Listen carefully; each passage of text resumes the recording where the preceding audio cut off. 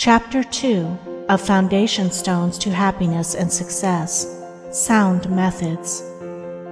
From the 5 foregoing right principles, when they are truly apprehended and practiced, will issue sound methods.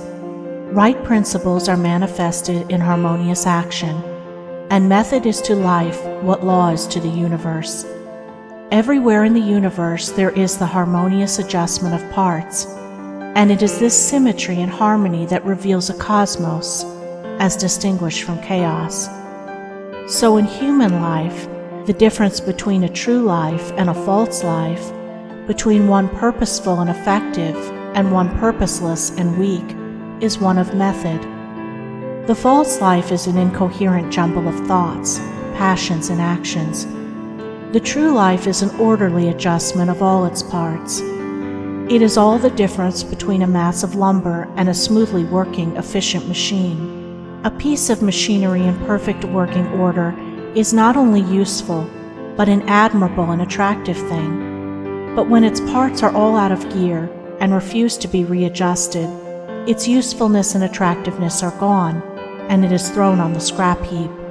Likewise, a life perfectly adjusted in all its parts, so as to achieve the highest point of efficiency, is not only a powerful life, but an excellent and beautiful thing, whereas a life confused, inconsistent, discordant, is a deplorable exhibition of wasted energy.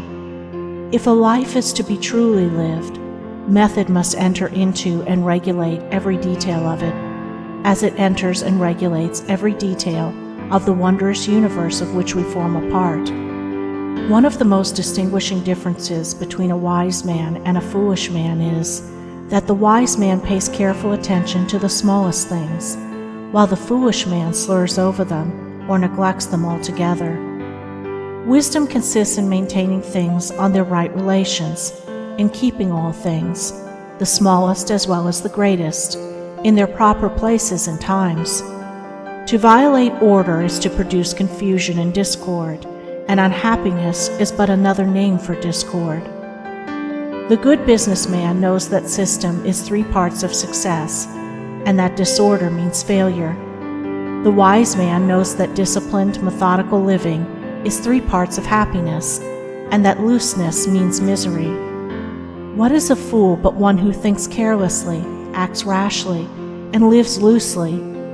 What is a wise man but one who thinks carefully, acts calmly, and lives consistently?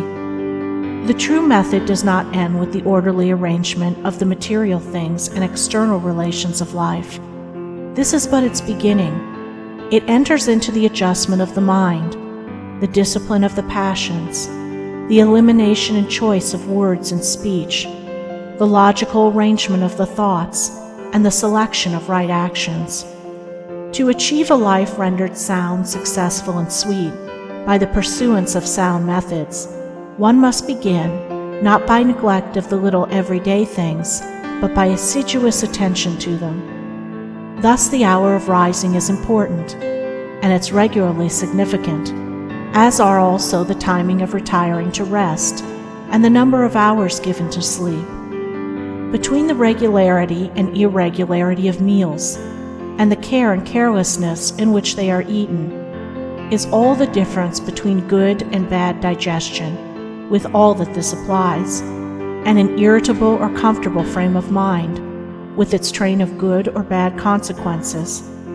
For attaching to these meal times and meal ways are matters of both physiological and psychological significance. The due division of hours for business and for play, not confusing the two. The orderly fitting in of all the details of one's business, times for solitude, for silent thought and for effective action, for eating and for abstinence. All these things must have their lawful place in the life of him whose daily round is to proceed with the minimum degree of friction, who is to get the most usefulness, influence, and joy out of life. But all this is but the beginning of that comprehensive method which embraces the whole life and being.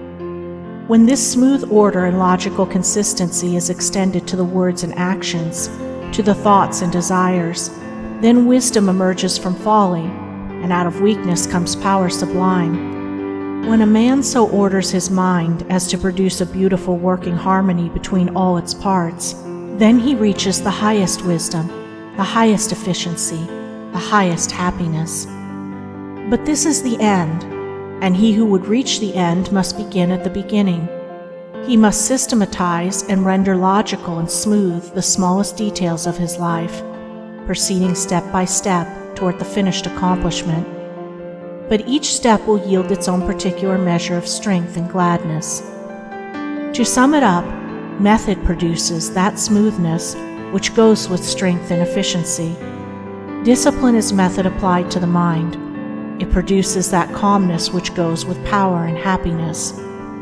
Method is working by rule.